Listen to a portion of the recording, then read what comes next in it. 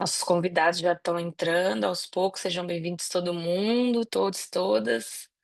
Boa noite, a gente já vai começar. Se quiserem no chat contar pra gente da onde vocês estão, eh, falando.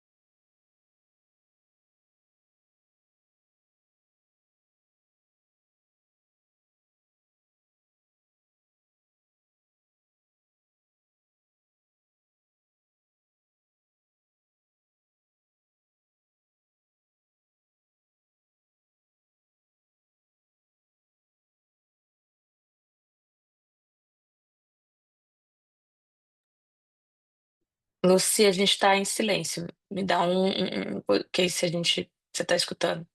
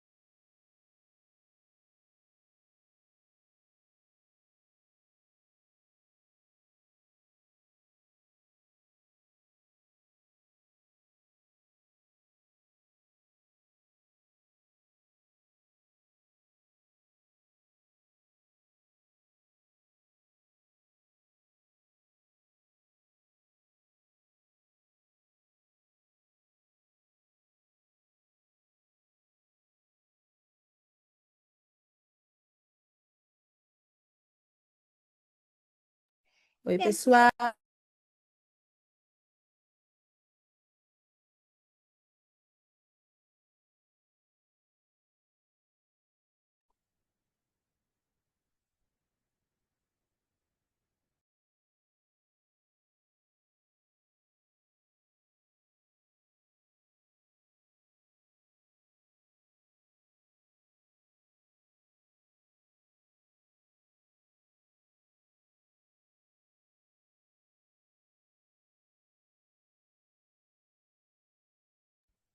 Oi, pessoal, bem-vindos todos e todas.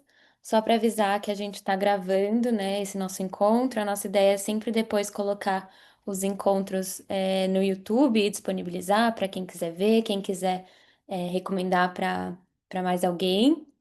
Então, queria dar boas-vindas para todo mundo. É, contar para vocês, né, que a Paulo Freire é uma organização que começou com estudantes dentro da Universidade de Colômbia, e a gente tem o apoio do TLTL, do Teachers College, do Lehman Center e do ILAS. Ele surgiu, né, em 2021, veio do entusiasmo, né, de compartilhar com professores e estudantes é, mais sobre o Brasil, né, e o que que a gente tem, né, sobre a nossa pedagogia. E foi justo no ano do centenário do Paulo Freire. Então, agora eu vou passar para a Andrea poder receber a professora Maria Zeneide. Olá, todo mundo, que vocês se sintam muito bem-vindas nesse espaço e bem-vindos. Boa noite, é um prazer estar aqui com a nossa palestrante, a professora doutora Maria Zenaide Alves, e ela vai fazer hoje uma fala que tem como título Paulo Freire e a Educação Popular como Ferramenta para o Desenvolvimento da Consciência Política e Social. E eu quero apresentar um pouquinho para vocês sobre essa pessoa que está aqui com a gente e que vai compartilhar os seus conhecimentos conosco. A professora Maria Zenaide, ela é pedagoga formada pela Universidade Federal de Minas Gerais. Ela fez o mestrado na Europa, no campo de Estudos e Desenvolvimento em Ciências Sociais e Educacionais pela Universidade do Porto, em Portugal. Ela é doutora em Educação pela Universidade Federal de Minas Gerais e fez pós-doutoramento na Universidade Federal do Piauí. A professora foi também Visiting Scholar na Universidade de Colômbia durante os estudos de doutorado e atualmente é docente do programa de pós-graduação em Educação na Universidade Federal de Catalão, onde atua na linha de pesquisa de Educação Popular e Letramentos, pesquisando e orientando sobre a temática da educação popular, abordando em especial questões relativas às populações rurais, a educação para as relações étnico-raciais e jovens migrantes no contexto educacional. Seja muito bem-vinda, professora Maria Zenaide, e eu quero que você fique muito à vontade. A gente vai ter 40 minutos de fala e, em seguida, vamos abrir para as perguntas. Então, todo mundo que for ocorrendo questões, vão trazendo aí, podem ir colocando no chat, que o João vai ficar responsável por organizar as dúvidas, as questões, os comentários, e vocês também vão poder abrir o microfone a partir da inscrição. É isso. Vou deixar agora a fala com a professora Maria Zenaide. Muito obrigada por topar estar aqui com a gente. André, querida, muitíssimo obrigada por essa apresentação tão carinhosa. Muito obrigada a Inara e a Fernanda pelo convite para estar aqui. É uma alegria muito grande estar com vocês, participando dessa iniciativa aí na Colômbia, que eu tenho acompanhado já por meio da Fernanda, né? Então, eu acho que é uma oportunidade, um espaço importantíssimo para a gente pensar o pensamento, né, discutir melhor o pensamento de Paulo Freire e de outros autores que, como Paulo Freire, nos ajudaram a construir essa pedagogia que hoje a gente chama de educação popular, né? É, Andréia, eu tinha colocado aqui um compartilhamento, eu não sei se você sabe por que que sumiu. Alguém, será que... Ele está aparecendo aqui para mim. Está Ah, tá aparecendo para aparecendo. você? Está aparecendo para vocês também? Para mim Inar? não tá. Ah, tá. Isso. Minha companheira me mostrou aqui que está aparecendo, então, compartilhamento. Não sei o que eu fiz, eu só sei que quem fala está aparecendo para mim, mas que bom que está aparecendo aí para vocês. Eu não sei como que Você, faz para aparecer para mim. Deixa eu ver se porque é. você quer, porque você não consegue olhar os slides. É isso? Quer Eu queria, então, descompartilhar e tentar de novo? Dá para pois é, fazer vamos, isso. dá para fazer isso? Vamos ver. Isso. Se a gente, espera aí, deixa eu então fechar isso aqui. É, vamos descompartilhar.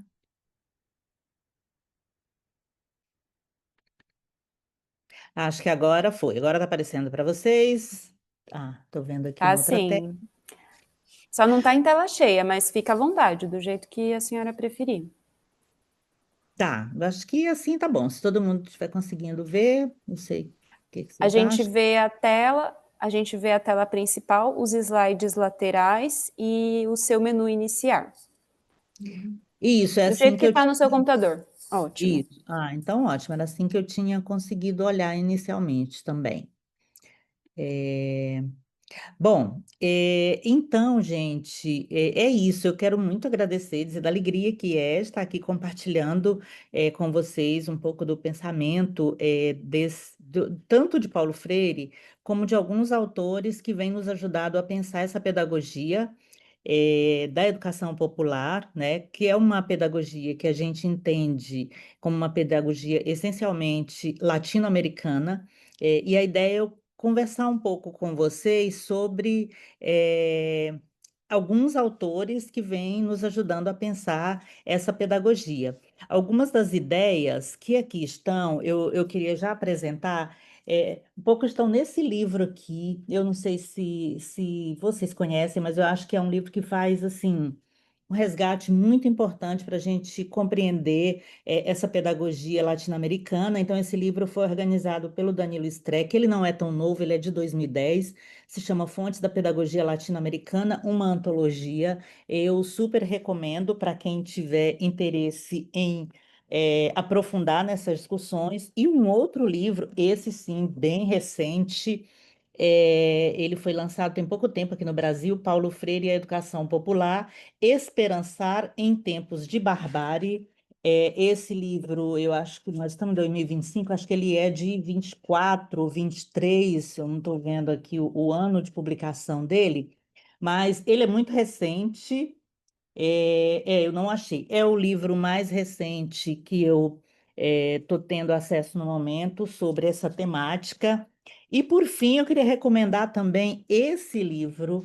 Ele é de 2022, é um lançamento, quer dizer, não é mais um lançamento, mas é, é, uma obra que traz muitas experiências sobre educação popular aqui no Brasil. Na verdade, aqui a gente trata de duas temáticas, educação popular e letramentos. É um livro organizado por mim, e pela professora Selma. E a gente tem aqui uma contribuição também da Fernanda Dias, que nos ajudou a pensar um pouco como que essa proposta da educação popular tem acontecido aí nos Estados Unidos. E, por fim, o dicionário Paulo Freire, né, que eu acho que todo mundo deve conhecer, e eu super recomendo, né, a gente ter sempre em mãos um dicionário Paulo Freire para quando a gente tiver aquela dúvida sobre o pensamento do nosso patrono da educação brasileira. E aí, gente, eu gostaria já de começar problematizando um pouco essa questão da educação, né? Porque na educação popular a gente não fala em educação no singular, né? A gente pensa na educação no plural, né? Essa é uma ideia que quem nos ajuda muito, quem nos provocou muito a pensar sobre isso foi o professor Carlos Rodrigues Brandão. Brandão é uma referência nos estudos da educação popular, foi um contemporâneo do Paulo Freire, né? Contribuiu muito com a sistematização também do pensamento freiriano aqui no Brasil. E é o Brandão quem vai nos provocar a pensar nisso, de que não há uma única forma, nem um único modelo de educação, né? O que a gente tem, e isso concomitante em diferentes tempos, em diferentes sociedades, são processos educacionais, com diferentes objetivos e com diferentes metas a serem alcançadas, né? Então, por isso, quando a gente fala em educação popular, a gente pensa em educações, né? E essa educação popular, dentro desse conjunto de possibilidades educacionais, de possibilidades pedagógicas que a gente vivencia, a educação popular é justamente essa ferramenta que a gente acredita que tem o potencial para formar sujeitos para atuar na sociedade de acordo com princípios e valores considerados importantes e necessários para o desenvolvimento de um determinado grupo, né? Então, no caso aqui, nós estamos pensando no contexto latino-americano. Então, a gente acredita que é essa educação, a educação popular, que vai nos ajudar a construir aqui na América Latina essa educação que faça sentido e que esteja conectada com as demandas, com os desejos e com as necessidades da sociedade latino-americana. Então, é nesse sentido que a educação popular tem esse potencial de operacionalizar esse objetivo, essa meta a ser alcançada, né? No sentido de nos entendermos e nos construirmos como um grupo social que, por conta do processo de opressão, né, pelo qual passou por conta né, de todo o nosso histórico, a gente acredita que é importante que a gente pense a nossa educação a partir da nossa própria realidade. E aí, por que essa educação, então, deve promover essa consciência política e social? É justamente porque essa é a condição primeira para o exercício da cidadania plena, né? Para a gente se compreender como sujeitos ativos na construção própria da nossa própria comunidade, dos nossos valores, das nossas ideias. Então, é a partir disso que a gente começa a refletir sobre essa ideia da educação popular. E aí, a primeira coisa para a gente colocar aqui é que a educação popular, ela não é uma variante ou um desdobramento da educação de adultos, como muita gente pensa. E eu acho que muito desse pensamento tem a ver com a própria experiência do Paulo Freire, né? O Paulo Freire, ele começa a pensar, ele desenvolve as suas ações com a educação de adultos, justamente por conta do contexto em que Paulo Freire atuou, né? E aí também algumas pessoas acham que a educação popular se confunde com o que hoje a gente chama de educação do campo. Eu vou falar um pouco melhor sobre isso, mas também não se resume. Então, falar em educação popular não se resume apenas à educação de adultos, não se resume também, né, ou que aqui no Brasil a gente chama de EJA, Educação de Jovens e Adultos. Essa sigla, ela é muito utilizada ainda aqui no Brasil, porque o analfabetismo entre as pessoas jovens e as pessoas adultas, né, sobretudo, né, obviamente que os mais pobres, ainda é uma realidade no nosso país. Mas nós estamos falando de uma educação que emerge como um movimento de trabalho político com as classes populares e que se contrapõe ao modelo europeu de educação. Então, eu acho que isso que é o importante da gente compreender, né? Isso é o Brandão, Carlos Rodrigues Brandão, que é um autor que nos ajuda, nos provoca a pensar sobre isso, né? E compreender que essa é uma proposta que tem no seu cerne a ideia de que uma educação para a América Latina, ela precisa partir do conhecimento profundo sobre esse continente.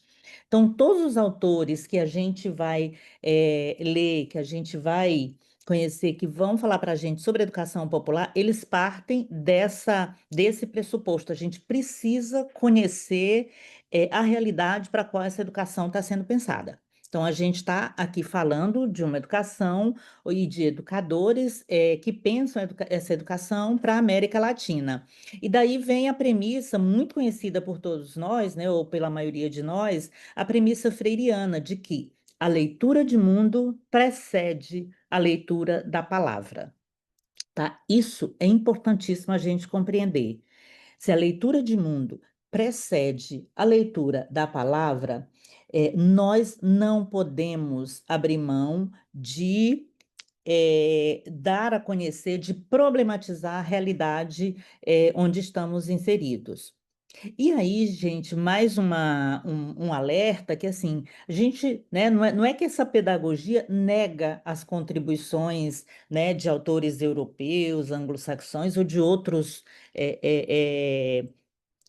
territórios, mas é a ideia de que é necessário contextualizar esse pensamento, é necessário questionar a lógica da monocultura europeia e compreender que não é possível a gente pegar uma pedagogia, um pensamento, um paradigma educacional que foi elaborado para um outro contexto, para um contexto diferente do nosso, e isso a gente tem vários exemplos aqui na história da educação do Brasil, que não é possível a gente simplesmente fazer uma cópia, né? É por isso que a gente entende que a educação popular, a partir do pensamento de alguns autores latino-americanos, ela quem vai nos ajudar a trazer para a nossa realidade e a pensar práticas pedagógicas adequadas à nossa realidade.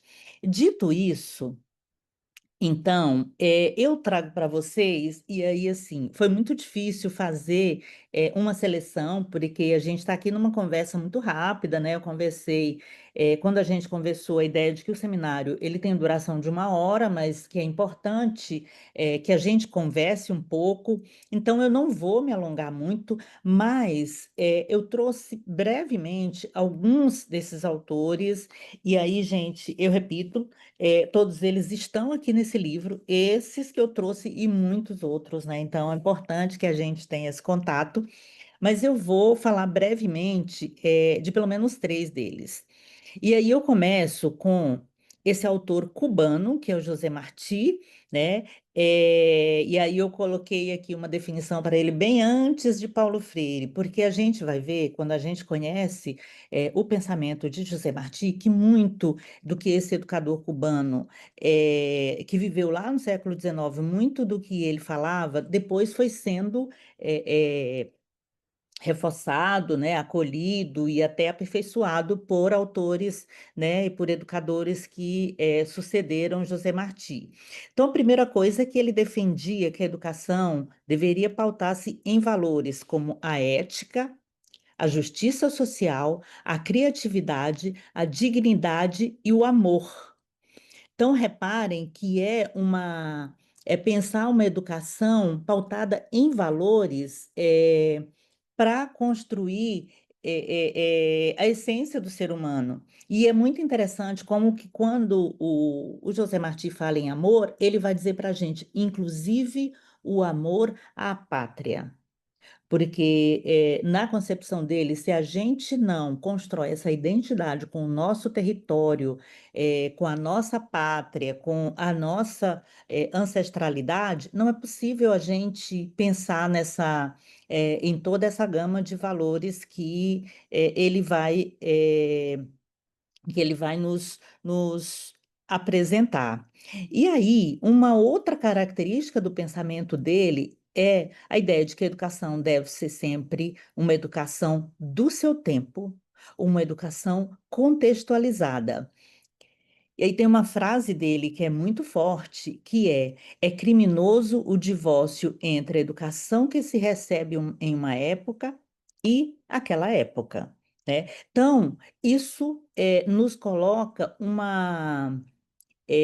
a própria ideia de que é um pensamento muito, muito à frente do seu tempo, né? Porque ele nos coloca não só no nosso tempo, mas ele nos provoca a pensar, né, as mudanças que podem intervir, como que essa educação, a nossa educação deve ser pensada. Então, por exemplo, a partir desse pensamento, hoje não é possível a gente pensar a educação sem considerar, por exemplo, a forte presença das tecnologias na nossa sociedade, né? Quando José Martí falava isso, lá no século XIX, ele falava de mudanças, inclusive mudanças tecnológicas, que já vinham afetando as sociedades. E uma outra ideia que ele traz muito forte para a gente é a ideia de que os educadores, eles não deveriam ser pessoas confinadas né, nas escolas ou nas universidades, mas ele coloca para a gente a ideia de mestres itinerantes, da importância de que professores e educadores saiam dos seus gabinetes, saiam das salas de aula, que conheçam de fato, né, com o pé no chão, que estejam junto e que conheçam de fato essa realidade. A gente vai ver um pouco isso muito recentemente, ou em algumas práticas com a ideia das escolas itinerantes do MST, aqui no Brasil, a gente vai falar um pouco mais sobre essa ideia mais à frente. Bom, a Lucy está fazendo a nossa tradução simultânea para o espanhol. Eu espero que não esteja muito rápido. Se tiver, você dá um toque e aí eu vou desacelerando. Muito obrigada, Lucy, da Escola Português para Todos. Eu vou tentar ir mais devagar, porque eu tinha esquecido do detalhe da tradução simultânea.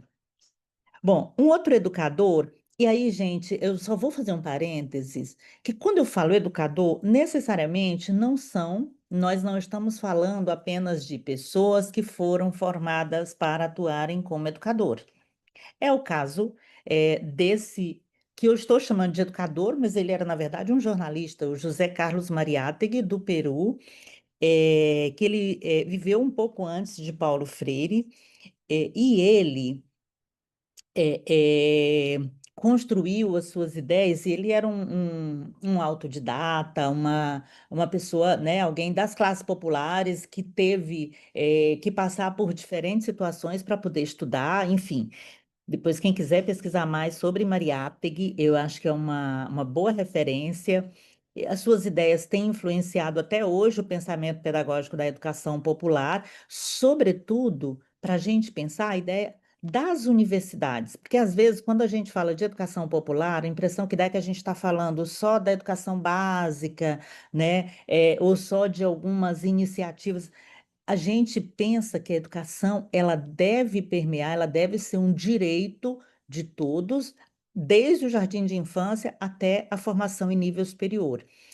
E se chega no nível superior, essa universidade, ela também precisa ser uma universidade popular no sentido de acolher as classes populares. É isso que o Mariátegui vai nos ensinar. Ele vai falar para a gente da importância da não hierarquização entre os níveis de ensino, né, que é algo que aqui no Brasil ainda é muito forte, professor universitário, professor da educação básica, né, as escolas da educação básica aqui, as escolas né, e o ensino superior em outro patamar. Então, o Mariátegui, ele chama a atenção da gente para isso, a importância da universidade se aproximar das classes populares, que a universidade não seja reduto de professores elitistas, né, incapazes de dialogar com os sujeitos das classes populares. A gente vai ver um reflexo do pensamento dele hoje em alguns exemplos que eu vou trazer mais no final para vocês. E ele vai trazer para a gente a ideia da descolonização do pensamento, né, que deve partir do conhecimento profundo da realidade. Então, reparem que também é um autor que vai nos dizer que não tem como a gente pensar uma educação popular sem a gente conhecer profundamente a realidade onde estamos atuando. Por fim, eu trago um terceiro educador, eu estou chamando todos eles de educadores, né?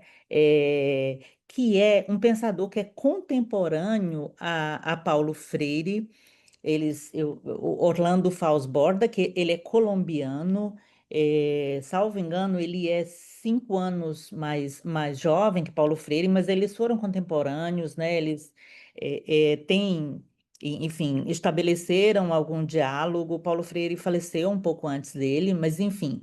E ele tem também, parte também de experiências com a formação de camponeses, né? E a partir da ideia né, dialogando com a sociologia rural, e como que esse pensamento constituiu a base para um pensamento crítico à defesa de uma pedagogia comprometida com a transformação da América Latina, né? Então, e compartilhando com as ideias de Freire, Orlando Falsborda defendia a indissociabilidade entre o ensino e a pesquisa, né? Ensino, pesquisa e extensão, mas ele chama muito a nossa atenção para a questão da pesquisa, porque, para ele, um professor, necessariamente, ele tem que ser um pesquisador. Para ele, a docência e a pesquisa precisam caminhar juntas, né? Por quê? Porque não tem como a gente exercer a pesquisa simplesmente repetindo o que já foi feito sem a gente pesquisar o que o que precisa mudar, como que as comunidades estão recebendo, como que, enfim, a ideia é de que o educador, ele precisa ser um pesquisador. O Paulo Freire também fala isso, né, lá na Pedagogia da Autonomia, onde o Paulo Freire discute. Então, o subtítulo da Pedagogia da Autonomia é não vou lembrar agora, mas tem um subtítulo que é pensando mesmo a ideia de como que os professores, saberes necessários às práticas docentes. Esse é o subtítulo da Pedagogia da Autonomia. Então, para o Paulo Freire, um desses saberes é o saber pesquisar, né? A gente precisa saber pesquisar. E o Fausto Borda, ele desenvolveu, né, ele é o autor que nos ajuda a pensar um método de pesquisa que vai, que pode ser entendida como é o que ele chama de uma investigação-ação participativa. A gente vai ver muito essa sigla quando a gente estiver lendo o Fausto Borda, IAP, investigação-ação participativa. Então, assim como Paulo Freire, ele vai nos reforçar isso, a importância da participação dos sujeitos nos processos educativos, né, em todos os momentos do processo educativo. E aí a gente chega, então, no próprio Paulo Freire, né, um pensador brasileiro que eu acho que a história e o pensamento de Paulo Freire está muito difundido, né? A gente sabe, e aí eu trago um pouco uma citação de um orientando meu que está desenvolvendo uma pesquisa sobre sobre cursinhos populares aqui no Brasil, eu vou falar um pouco mais. E aí ele fez um levantamento, uma revisão sistemática da literatura para né, para a gente compreender um pouco a fonte do pensamento freiriano, e o que ele vai dizer é que o pensamento freiriano é fortemente influenciado pelo existencialismo cristão e pela fenomenologia, abordagens que ajudaram na sistematização do seu pensamento pedagógico, enfatizando a importância do amor, da consciência e da experiência vivida. Então, reparem que Paulo Freire, muito parecido lá com José Martí, também fala essa coisa do amor, né? Do ato pedagógico como um ato de amor. O Paulo Freire, como um nordestino, ele tem uma linguagem muito própria, então ele vai falar muito, por exemplo, da amorosidade, né? Na prática docente. E aí, além dessa influência do existencialismo cristão e da fenomenologia, ele tem também influências do pensamento de John Dewey, né? Uma vez que ele entende a educação como um processo ativo e participativo. Reparem que uma interlocução com o pensamento de Fausto Borda, não tem como a gente fazer uma educação popular que seja, que não envolva os sujeitos, né, da prática docente, daí a ideia da participação. E aí o Paulo Freire, então, ele consolida esse pensamento pedagógico latino-americano, inspirando educadoras e educadores, pesquisadoras e pesquisadores, né, a enveredar-se por esse movimento educativo que nós estamos chamando aqui de educação popular. E dando, inclusive, um caráter internacional desse pensamento, porque o Paulo Freire, durante a ditadura militar, ele foi exilado, né? Acho que quem não viu, deveria ver o documentário que foi feito sobre a prática que Paulo Freire desenvolveu em Angicos, pouco antes da ditadura militar, e que depois disso ele foi considerado uma ameaça, né? Enfim, na época da ditadura precisou ser exilado do nosso país. Enfim, tanto é que uma das obras mais conhecidas, que é a Pedagogia do Oprimido, ele escreveu quando já estava fora do Brasil, né? E aí, de forma muito sintética, a gente, então, trazendo um pouco a ideia do Paulo Freire, né, sintetizando o pensamento e já provocando algumas questões. Por que alguns veem a pedagogia freiriana como uma ameaça? Né? Eu acho que muitos aqui já ouviram como que alguns posicionamentos político-ideológicos de algumas pessoas no Brasil e fora do Brasil colocam essa pedagogia, esse tipo de pensamento como uma ameaça, né? Como ideias que podem desestabilizar a sociedade. E por quê? Né? A gente sabe que, e aí eu tenho alguns apontamentos que eu coloco aqui. Primeiro, porque a pedagogia freiriana é pautada no estímulo à criticidade e não à ingenuidade dos educadores. Porque a pedagogia freiriana toma a conscientização como um elemento central para a superação da condição de oprimido, né? Então, o conceito de conscientização em Paulo Freire é importantíssimo, né? Reparem que nós temos aí duas palavras, a consciência e a ação. Então, a tomada de consciência, a partida para a ação, né? Para a intervenção é algo fundamental. Porque o Paulo Freire assume uma concepção libertadora, problematizadora e emancipadora de educação, né? Então, quem viu o documentário, né? As pessoas daquela época que ainda puderam dar seus depoimentos, as pessoas falam, né? Como que o Paulo Freire, a ideia quando ele foi lá não era só ensinar a ler e escrever, né? Era ensinar a ler o mundo, a compreender o mundo, a pensar, né? A problematizar, a conhecer aquela realidade. Então, é disso. Porque também o Paulo Freire admite a educação como um ato político, né? E isso, talvez essa seja uma das maiores questões para quem critica a obra de Paulo Freire, mas a verdade é que não tem como a educação ser um ato neutro, né? Ou a educação está a serviço de perpetuar o pensamento da classe dominante, né, e nos deixar alheios à nossa realidade, ou a gente reage e admite que a educação precisa ser um instrumento para nos abrir os olhos, por assim dizer. Então, na concepção de Paulo Freire, sim, a educação é um ato político. Tanto é que aqui nas escolas brasileiras, o principal documento que orienta as escolas é chamado de Projeto Político-Pedagógico. Porque essa educação prega a superação da concepção bancária, né? Então, para o Paulo Freire, a educação não é esse ato apenas de receber o conhecimento. E o mais importante, por que que algumas pessoas consideram Paulo Freire uma ameaça? Porque boa parte dessas pessoas que criticam se baseiam apenas em ouvir dizer, né? Pouquíssimo leram Paulo Freire para saber do que exatamente ele está falando. Bom, e aí, para a gente encaminhar para a nossa finalização, como que então hoje? Então eu trouxe 4 autores, né?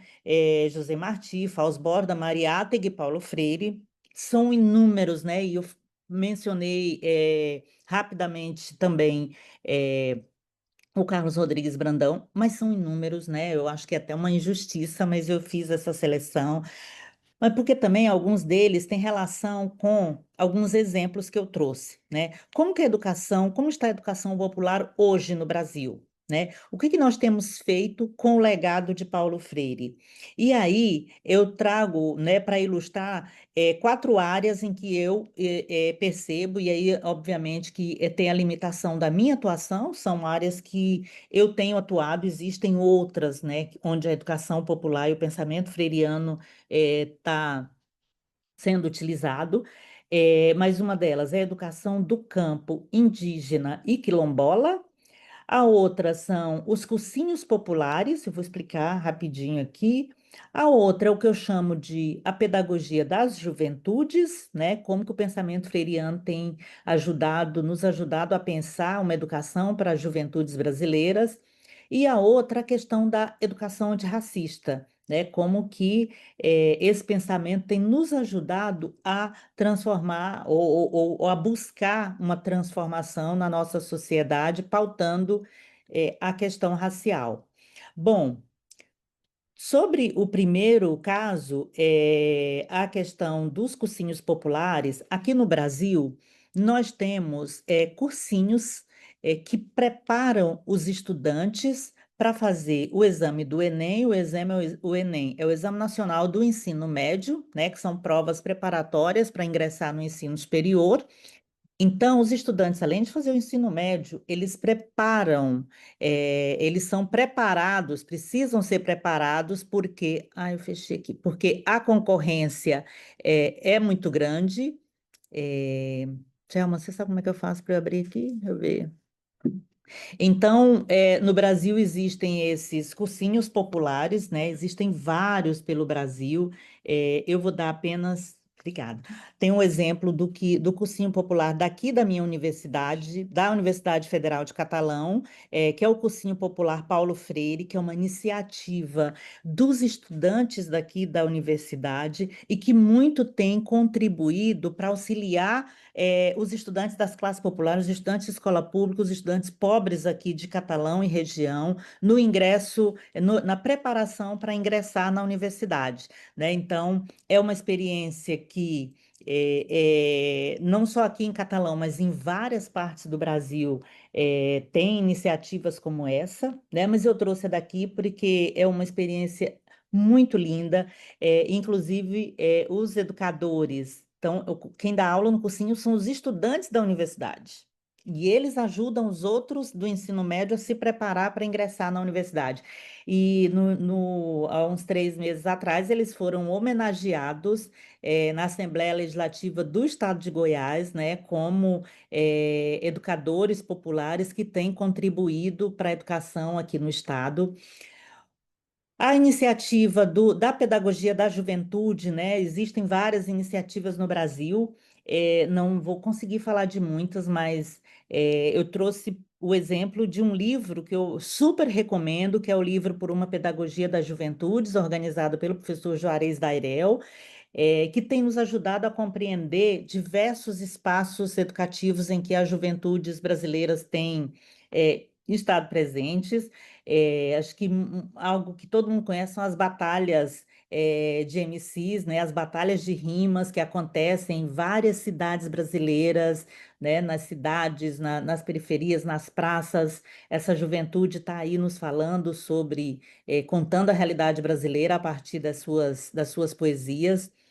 Uma outra iniciativa são as propostas de educação antirracista que têm acontecido no Brasil em diferentes espaços, em diferentes situações.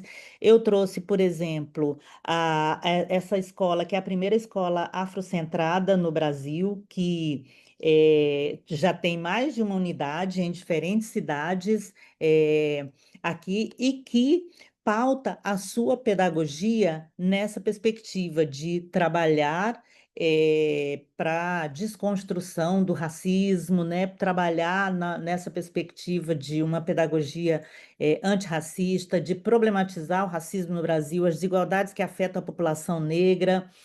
E uma outra coisa é a questão das ações afirmativas no ensino superior, né, tanto na graduação como na pós-graduação, que vem fazendo efeito, né? E isso, quando a gente fala das ações afirmativas, nós estamos falando de algo que é resultado de uma luta importantíssima, travada pelo movimento negro desde a década de 60, mas que veio agregando outros sujeitos, né, outros nomes importantíssimos. Eu cito aqui, por exemplo, a professora Nilma Lino Gomes, da UFMG, com quem Fernanda e eu tivemos a oportunidade de conviver, enfim, e que é uma pessoa referência importantíssima na luta por ações afirmativas e na luta por uma educação antirracista.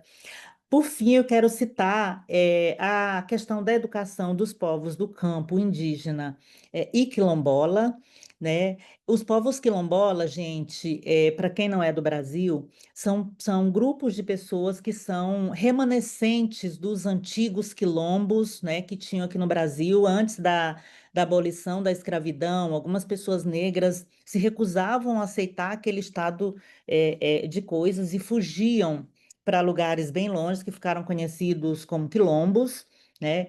E hoje existem essas comunidades de remanescentes quilombo, que é o que a gente chama né, as populações que lá vivem, os quilombolas, e aqui no estado de Goiás, que tem a maior comunidade quilombola é uma das maiores do Brasil, a cidade de Cavalcante elegeu já pela segunda vez um quilombola como prefeito lá. E aí a história dele é muito interessante, porque ele é formado pela licenciatura em Educação do Campo, lá na UNB. Então é uma história incrível. E a outra experiência é a Escola Nacional Florestan Fernandes, que é uma iniciativa popular, né? É uma iniciativa do MST, mas construída com a colaboração de várias pessoas na América Latina, e que tem nos ajudado a pensar muito a questão da educação popular e das questões que afetam a América Latina historicamente. Então, essa escola fica na cidade de Saquarema, no interior de São Paulo, e ela abre para formação, para quem quiser fazer cursos, enfim. Bom, e para finalizar, gente, para a gente conversar um pouco, eu queria deixar com vocês um trechinho desse autor que é um nordestino, piauiense como eu, que é o Antônio Bispo, a gente também chama ele aqui de Nego Bispo, é um quilombola, é alguém que tem nos ajudado a pensar e a refletir sobre o conceito de contracolonialismo, que para ele é um modo de vida, né? Nós podemos falar de modo de vida e ele vai dizer de modo de vida indígena, de modo de vida quilombola, de modo de vida banto, de modo de vida iorubá.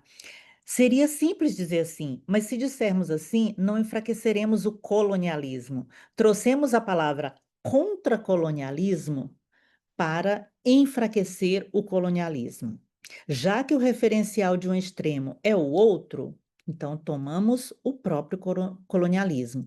Criamos um antídoto, estamos tirando o veneno do colonialismo para transformá-lo em um antídoto contra ele próprio. Então, o Nego Bispo ele é enfático nessa ideia de que nós precisamos, para pensar a América Latina, nós precisamos pensar a nossa essência, e para ele a nossa essência está, né? Tá nos quilombolas, tá nos indígenas que aqui já estavam antes dos europeus chegarem, né? Tá na nossa natureza, tá na beleza toda da nossa terra. Então, ele é alguém que nos ajuda a problematizar isso tudo e por fim, o que que eu queria dizer? Sintetizando isso tudo, a educação popular seja como um campo do saber, porque existem, né, diferentes universidades em diferentes programas. O meu programa mesmo, eu estou no programa de pós-graduação em educação aqui na UFCAT, na linha de educação popular e letramentos. Então, a educação popular, seja como um campo do saber, seja como uma prática educativa, ela se contrapõe de forma definitiva e contundente à educação do capital, a educação da desumanização, da competitividade, do treinamento, do esvaziamento de sentidos da condição humana e da alienação de corpos e mentes. E por isso mesmo, ela é uma ferramenta indispensável para o desenvolvimento da consciência política e social dos povos latino-americanos. Eu acho que era isso que eu queria colocar para a gente conversar. Eu agora adoraria ouvir um pouco vocês sobre essas questões todas, né?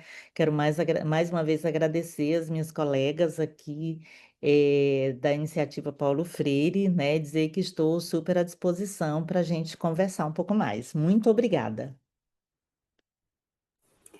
Muito obrigada, professora Maria Zenaide, por essa aula incrível que a senhora nos proporcionou.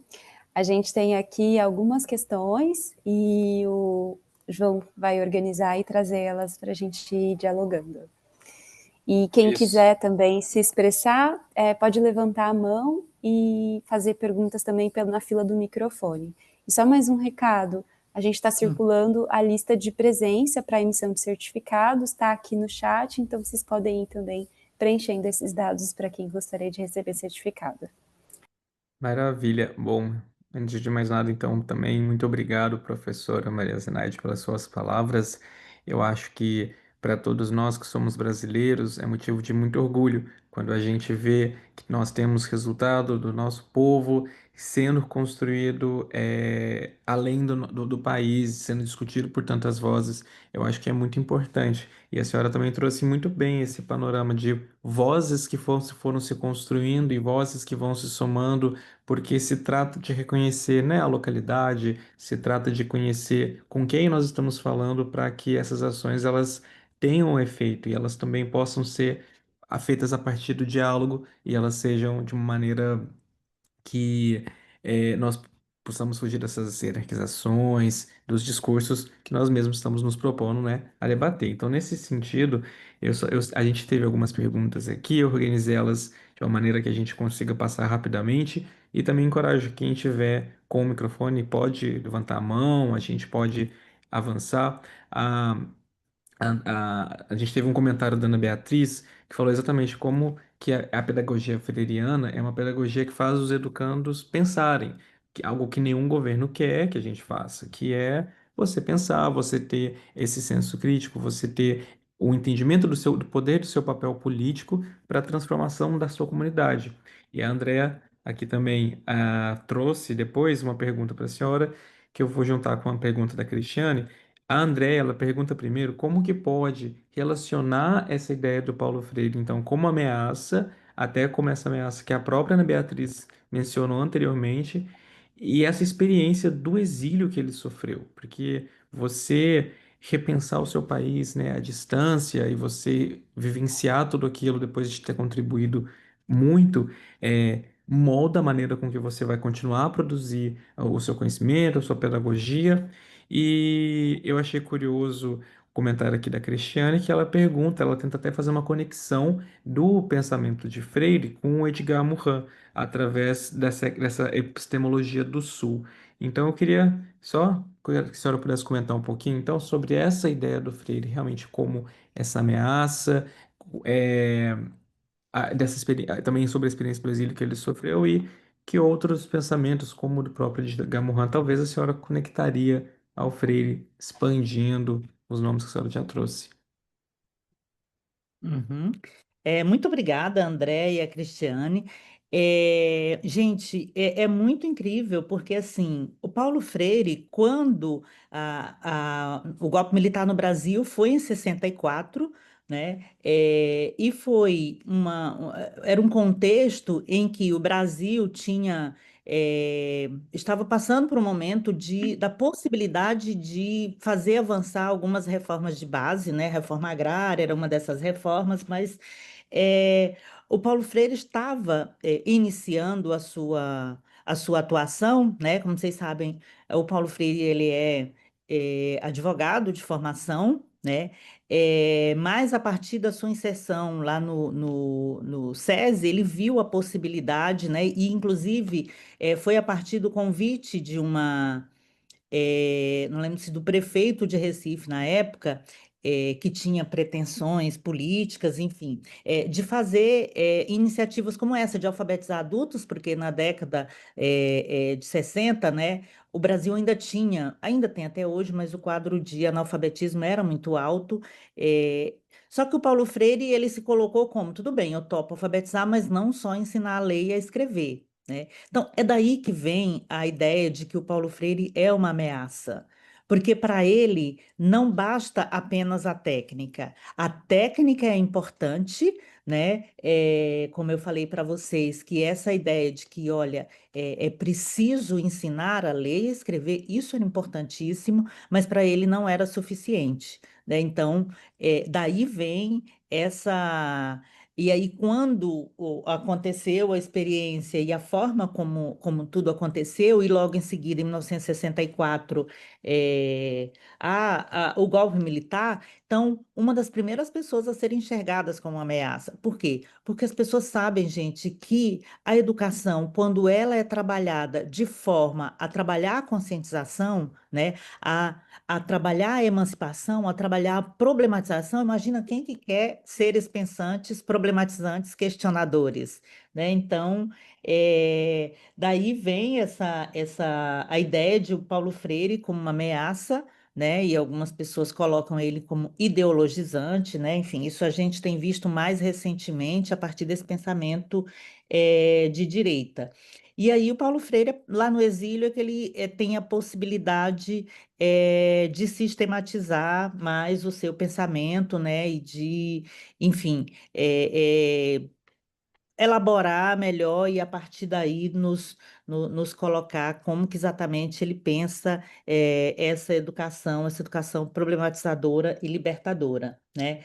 E aí a interlocução com Edgar Morin, talvez eu não sou uma conhecedora, né, da obra do Edgar Morin, mas eu sei que ele pensa né, e trabalha na perspectiva de pensar toda a complexidade que envolve o processo educativo, então talvez tenha essa possibilidade de interlocução, né? Porque o pensamento de Paulo Freire também é muito complexo, né? Quando ele pensa, inclusive, de trabalhar não só questões éticas, estéticas, pedagógicas, enfim, todas essas dimensões necessárias à emancipação humana, eu penso que existe aí uma possibilidade de interlocução entre o pensamento desses autores. Excelente, excelente, professora. Eu Eu quero só dar um recado aqui rapidinho. Nós temos dois links, pessoal, que está no chat. Um é da presença e o outro é para que a gente possa conseguir coletar dados mais precisos de como que os encontros estão indo. Esse semestre, a André depois pode falar melhor, existe toda uma preparação para que a gente construa um currículo, para que a gente construa diálogos colaborativos. Então é muito importante a presença, o preenchimento de vocês. Demora 5 minutinhos só e depois, se deixar para fazer depois, a gente acaba não fazendo. Aí eu queria convidar vocês para usar esses minutinhos finais para poder fazer.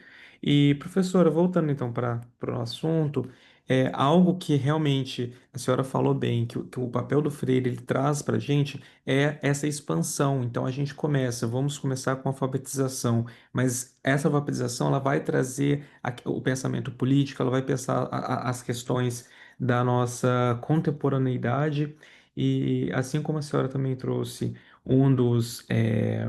dos nossos escritores, né, o José Martí, falando sobre a educação que se recebe em uma época e qual é aquela época, a gente também pode pensar na contemporaneidade do que está sendo pautado hoje. E aí a gente trouxe, tem outras duas dúvidas aqui, que são, um é da Liz, a Liz ela pensa nessa questão da problematização na formação de professores de física, então ela também gostaria de saber se a senhora teria alguma sugestão de um autor que articula a ideia de Freire dentro dessa temática, e o Tobias também ele busca pensar no desenvolvimento de perspectivas críticas, falando de algo que está agora em todo momento, que são inteligências artificiais generativas, pensando na educação popular.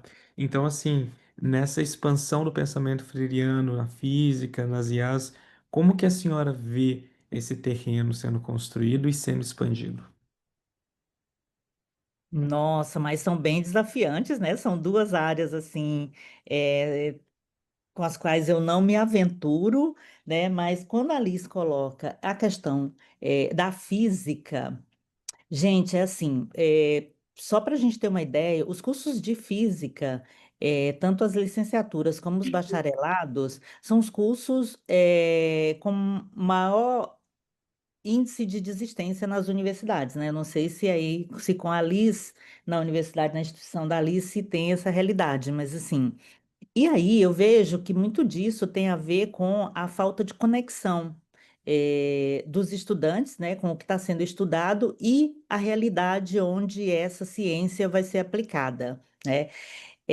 Liz, assim, eu não tenho muito conhecimento, né? Se eu puder te sugerir, eu penso que tem um autor que é um físico, mas que tem problematizado a física de uma forma muito mais complexa, que é o Fritjof Capra.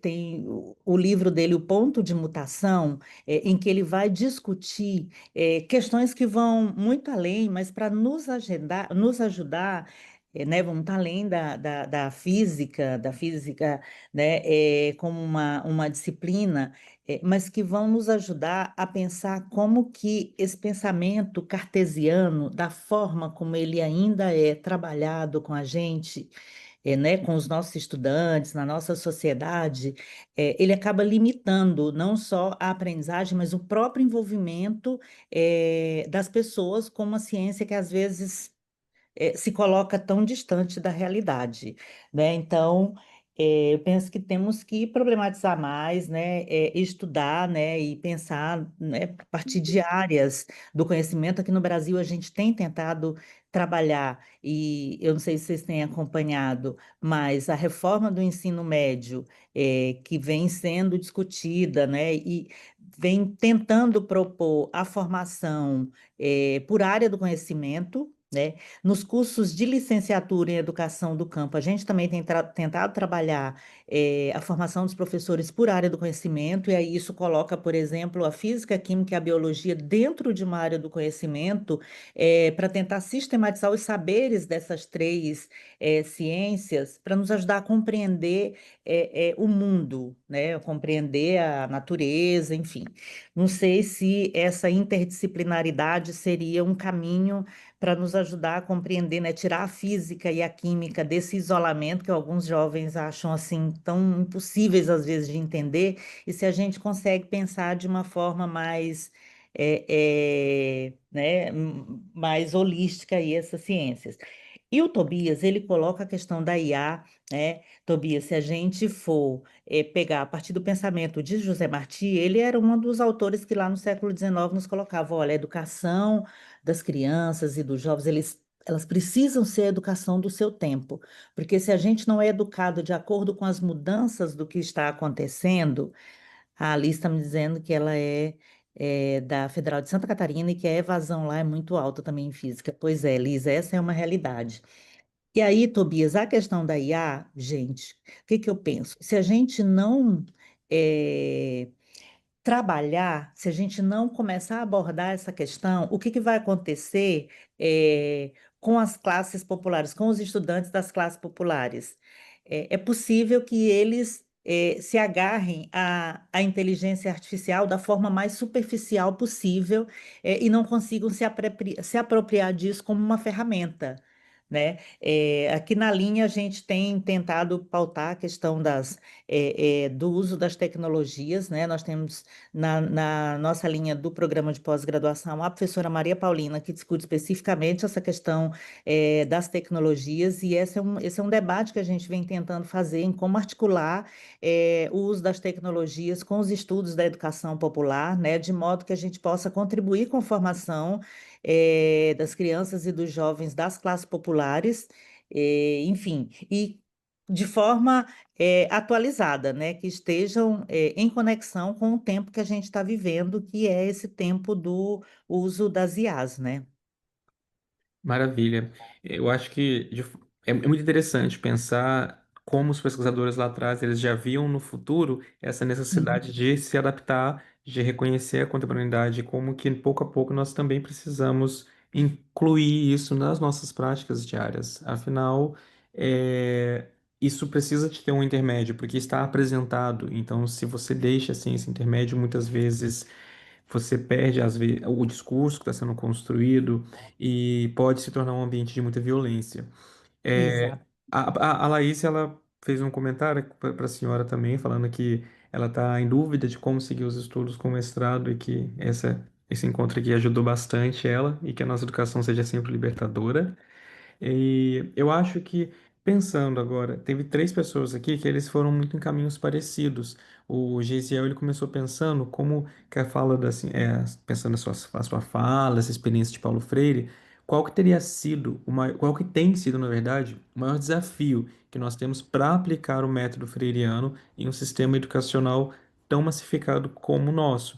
E a Laís, inclusive, ela comenta em cima disso, ela pensa como que nós articulamos essas práticas freirianas nos dias de hoje, com essas grandes dificuldades que são enfrentadas, uma delas sendo o desinteresse pelos estudos que os estudantes acabam tendo atualmente, muitas vezes tem esses comentários no pós-pandemia, com a inteligência artificial também, artificial facilitando o processo cognitivo dos estudantes, e a Lívia também levanta uma outra possibilidade, além dessa hipótese da Laís sobre o desinteresse dos estudos, a Lívia comenta a questão a aprovação automática na educação pública, que é atribuída a Paulo Freire, segundo ela, ou se isso também isso é um mito que é reforçado por pessoas que não conhecem a obra a fundo. Então ela cita isso como uma forma de ameaça que nós teríamos. Uhum. Ó, três perguntas muito interessantes, né? A questão, eu vou começar pelo desafio, porque, Gesiel, eu penso que são muitos os desafios, claro, mas, e aí eu vou falar a partir da minha experiência, como que eu tenho percebido. A gente tem que começar, eu acho que uma boa parte das mudanças começa pela formação dos nossos docentes, pela formação dos nossos professores. E aí, se a gente não tem uma universidade popular, sabe, que forma professores numa perspectiva da educação popular, dificilmente os professores vão chegar lá na educação básica com esse olhar ou com habilidades que os ajudem a pensar a educação nessa perspectiva. Eu vou dar só um exemplo, a questão das crianças, né, da população negra nas escolas. Existe uma lei no Brasil, existe mais de uma, mas a lei 10.639, ela é de 2003. Essa lei mudou a nossa lei nacional, que é a LDB, para dizer que a educação a educação afro-brasileira ou das populações afro-brasileiras tem que ser obrigatória nas escolas da educação básica. O que que acontece com a nossa formação de professores? Ela não trabalha com os professores nessa perspectiva. Então, os professores chegam na educação básica sem conseguir aplicar o que diz a Lei 10.639, né? Então, a história e a cultura afro-brasileiras não são trabalhadas, a população negra continua ficando à margem desse processo educativo, e isso acaba impedindo que elemento dessa educação problematizadora, emancipadora, antirracista, um elemento, né, já fica sem os professores terem condição de fazer. Por quê? Porque eles não foram formados nessa perspectiva. Então, para mim, esse é um desafio, mudar a formação de professores no nosso país. Sabe, a formação de professores ela precisa estar mais voltada para a realidade das nossas crianças e jovens. A questão do desinteresse, eu penso que o desinteresse está muito ligado com essa escola distante da realidade dos educandos, né? E aí e existem exemplos aqui no Brasil, né? Claro que agora não temos tempo para trazer alguns exemplos, mas existem exemplos de práticas exitosas que justamente se conectam, né? Eu trouxe aqui rapidamente o exemplo da Escola Maria Filipa, que é essa escola afrocentrada, né? Mas a gente tem por aí no interior do Brasil outros exemplos de escola que, de alguma forma, por algum motivo, elas têm conseguido se conectar. Então, talvez a gente precise olhar mais para essas práticas exitosas, como por que que algumas escolas têm conseguido se conectar. E aí alguém fala da massificação da educação, né? É, não sei. Assim, pela primeira vez a gente está quase que conseguindo universalizar a educação básica no nosso país. Talvez isso esteja sendo chamado de massificação da educação. Mas, por outro lado, o que eu entendo é que, assim, talvez nosso sistema de ensino não foi preparado para receber tantos estudantes e até para lidar com a diversidade que está chegando dentro da escola, né? Então, não sei, são muitas as questões, né? Eu acho que eh, tem muitas as questões para a gente pensar aqui, né? Não consigo, assim, obviamente, dar respostas tão pontuais, né? Mas eu acho que o que a gente tem que fazer, gente, é seguir estudando. E por que que eu acredito nisso? Porque eu trouxe aqui alguns poucos exemplos e eu conheço muitos outros. Então é por isso que eu continuo acreditando que a gente consegue fazer uma educação diferente, porque muita coisa interessante está acontecendo no nosso país. Incrível. Professora, sua fala, ela, assim, ela é muito motivadora. A gente consegue ver na atenção, nas perguntas que vão surgindo, como que elas vão conectando as ideias e vai fazendo esse emaranhado da prática que está sendo feita, mas também da nossa concepção, da nossa própria da conscientização de nós mesmos em todo esse processo. Eu estou aqui refletindo e é, muito obrigado por essas contribuições. Bom, gente, a gente tem duas perguntas aqui que eu gostaria de finalizar com elas, e depois também tem o Lucas que levantou a mão após essas perguntas que chegaram para a gente já poder finalizar. A gente deixou aqui novamente a avaliação no chat e a gente gostaria de pedir para vocês preencherem. Ela é rapidinho, ela é bem direta e vai ajudar a poder construir as próximas atividades de uma maneira que seja progressiva, de uma maneira que seja curricular aqui para a gente. Então, é, a Juliana está com uma dúvida, só pontualmente, sobre os educadores da América Latina que foram apresentados pela senhora, e se eles têm os pensamentos baseados no materialismo histórico dialético e na teoria histórico-cultural. Então, vamos responder essa dela. E também a Andrea Davis, ela reflete sobre o fato da senhora ter mencionado o MST e os quilombolas como parte desse legado, da aplicação desse legado do Freire. E ela fala que quais aspectos dessas teorias freirianas estão sendo utilizados, considerando que ele não propôs o método ou uma metodologia específica, mas destacou a importância de pensar criticamente a educação. E como que esses movimentos, então, navegam, colocando em prática a abordagem freiriana, sem essa metodologia claramente definida, mas, por exemplo, por meio de outras práticas, como a problematização, eles conseguem atingir esse resultado. E depois desse, o Lucas levanta a mão e a gente finaliza. Uhum. Tá bom.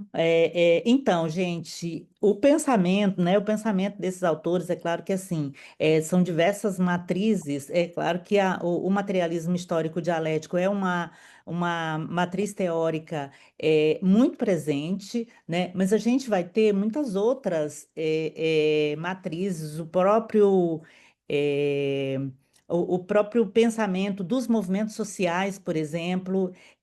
A teologia da libertação é algo que vem também muito forte no pensamento desses autores. Então, assim, são diversas as correntes, né, as correntes teóricas, as correntes filosóficas que embasam o pensamento desses autores. Com relação a como que essas práticas acontecem, é muito interessante, gente, essa pergunta, porque assim, muita gente me pergunta, professora, como é que eu vou aplicar o método Paulo Freire? Gente, é assim, inclusive a partir de algumas entrevistas que eu já vi de algumas pessoas que conviveram com Paulo Freire, o Paulo Freire nem gostava que se falasse em método Paulo Freire, porque o Paulo Freire tem um método. Eu acho que assim, o Paulo Freire, ele deixou para a gente uma concepção de educação, né? E algumas características de como essa educação, essa concepção de educação deveria ser trabalhada, né? Tanto é que, assim, a experiência de Angicos não foi dentro de uma escola formal, né? Foi com um grupo de trabalhadores em um contexto de um projeto de extensão da Universidade Federal de Pernambuco. Então, não era uma experiência escolar formal, né? Foi uma experiência educativa, que foi desenvolvida a partir de um método, claro, porque tudo que nós vamos fazer, gente, para tudo a gente precisa de um método, né? A gente precisa de um método para fazer pesquisa, a gente precisa de um método para fazer a nossa aula, a gente precisa de um método para fazer a nossa apresentação, para tudo a gente precisa, né? Então, não é que o Paulo Freire sistematizou Agora, para quem quiser desenvolver alguma prática, essa metodologia que o Paulo Freire desenvolve a partir dos círculos de cultura estão muito bem definidos lá no capítulo 3 da Pedagogia do Oprimido. né? Agora, o capítulo 1 da Pedagogia do Oprimido não fala em método, o capítulo 2 não fala em método, a última reflexão ele vai falar dessa prática dialógica.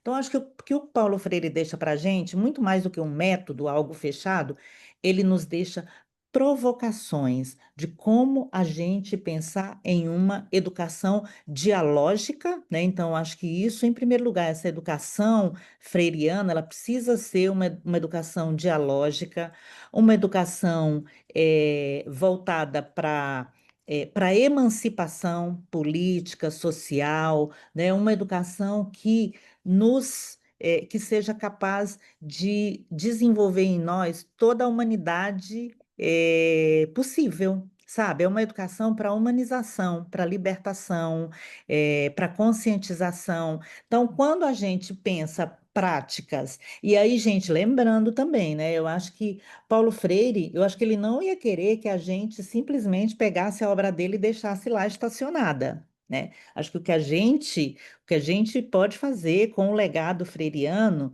e aí eu já ouvi muitas pessoas falando assim, ah, eu não sei se eu faço educação popular, e aí você vai ver, eu vi, e a pessoa tem, assim, práticas incríveis, mas por quê? Porque a educação popular também não é algo assim, ah, dificilmente você vai ver o Paulo Freire nunca falou isso, ah, eu faço educação popular, né? Paulo Freire desenvolveu ideias de uma pedagogia do oprimido, né? E que depois, por exemplo, autores como Brandão, Moacir Gadotti foram nos levando a pensar, olha, é esse pensamento que constitui o cerne do que a gente está chamando de educação popular, tá? Então, assim, a gente não fala em um método do Paulo Freire, né? E a Escola Florestan Fernandes, que foi o exemplo que eu trouxe, a Escola Nacional Florestan Fernandes, não é que assim, o que que eles fazem lá com o método, mas quando a gente chega lá, a gente vê que tudo lembra a pedagogia freiriana, desde os círculos que eles organizam para a gente discutir diferentes assuntos, lembra muito a ideia dos círculos de cultura de que Paulo Freire nos falava, né? Os espaços coletivos, os espaços de diálogo. Então, eu acho que tem muito mais a ver com isso, com ideias do que com um método fechado, assim, especificamente. Não sei se eu respondi, não sei se era isso. Obrigado, professora. Eu acho que a senhora consegue.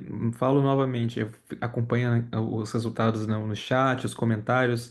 As pessoas estão muito felizes. Eu acho que valeu muito a pena a nossa noite, o nosso debate, e é muito importante para a gente refletir acerca disso tudo. E, Lucas, a gente pode finalizar contigo, então? Boa noite. Boa noite, tá dando certo para Boa ouvir? noite, tudo Tá ótimo. tudo? Pode falar, pode falar. Beleza. Queria dar uma boa noite, primeiramente, para a organização, né? Também parabenizar e agradecer a professora Maria Zenaide. Muito obrigado pela sua fala, né? A minha pergunta, ela vai se remeter a esse gancho que foi puxado anteriormente, né? Sobre os avanços tecnológicos.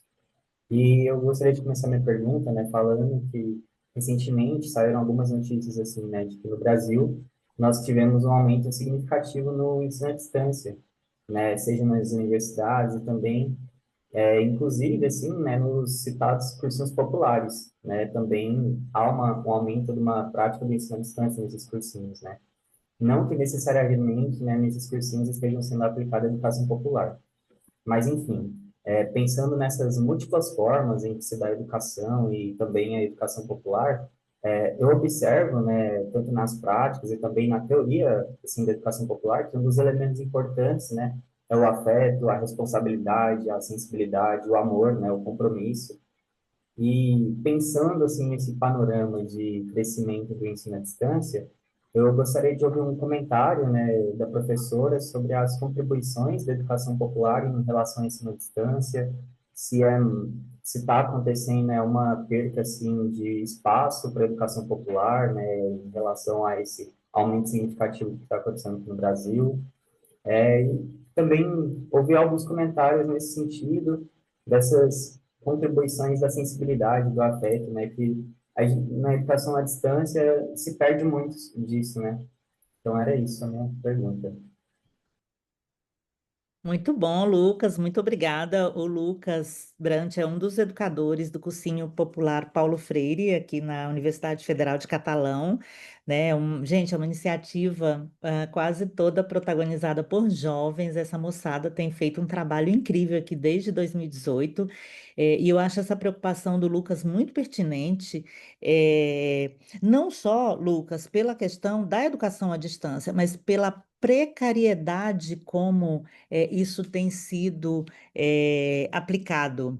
Né? Então, gente, não sei quem aqui conhece a realidade do estado de Goiás e aqui tem algumas experiências em que, por exemplo, jovens são colocados, né, para estudar, para fazer o ensino médio, para fazer a EJA, que é a Educação de Jovens e Adultos, à distância, só que muitas vezes esses jovens não têm um celular para acessar a a sala de aula, não tem uma conexão com a internet, não tem condições. Então, nós estamos falando de situações de absoluta precariedade.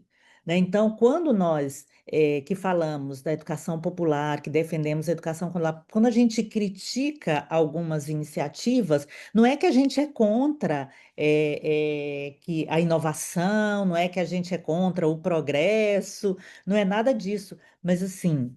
A questão é, quando trazem algumas iniciativas que às vezes vem maquiada de algo muito avançado, muito progressista, mas colocam as crianças e os jovens das classes populares em situação de extrema precariedade. Né? Eu acho que esse é o grande problema. Né? Boa parte das pessoas que estudam à distância no Brasil, seja jovens de ensino médio que em algumas redes estão sendo colocadas, seja em ensino superior ou alguns cursos técnicos, boa parte das pessoas fazem isso sem ter a menor condição tecnológica para que isso aconteça. Né? Então, essa é a crítica de que que a educação seja levada mais a sério, né? É, que as condições sejam dadas para que. Então, por exemplo, a própria formação dos professores, gente, para atuar no ensino à distância. Os professores não têm essa formação para atuar no ensino à distância. Entendem o nível de precariedade?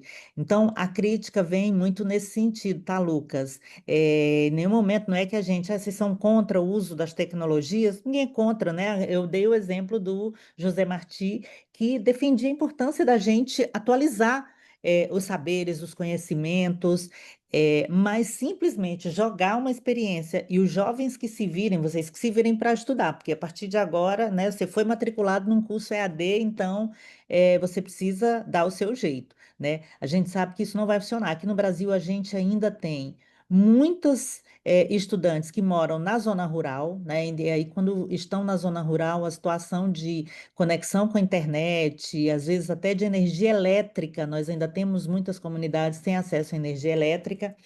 Então, é dessa precariedade que a gente está falando, né? Então, eu acho que é isso que a gente tem que estar atento. Se for para a gente trabalhar e ensinar o uso das novas tecnologias para os nossos jovens, que seja com qualidade, tal como acontece com os jovens das classes altas, tal como acontece com a elite. A elite não está tendo acesso a essa educação, ao acesso ao conhecimento das novas tecnologias, então nós queremos também para os jovens pobres das classes populares, mas com qualidade, né? Sem precariedade.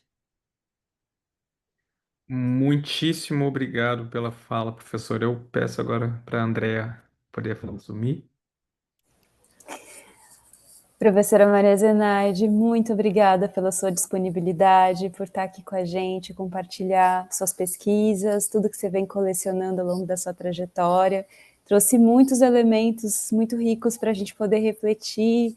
Pelos comentários, pude perceber que as pessoas ficaram muito felizes e que contribuiu com o trabalho de várias pessoas. Teve pessoas que comentaram que estão em processo de decisão de pesquisa e que essa aula foi muito útil e enriquecedora, que ajuda, né, a reflorestar pensamento e a animar, a esperançar, enfim. Então, muito obrigada por estar aqui com a gente hoje. Muito obrigada a todo mundo que estava aqui presente, que está aqui presente nesse momento, quem saiu, quem voltou.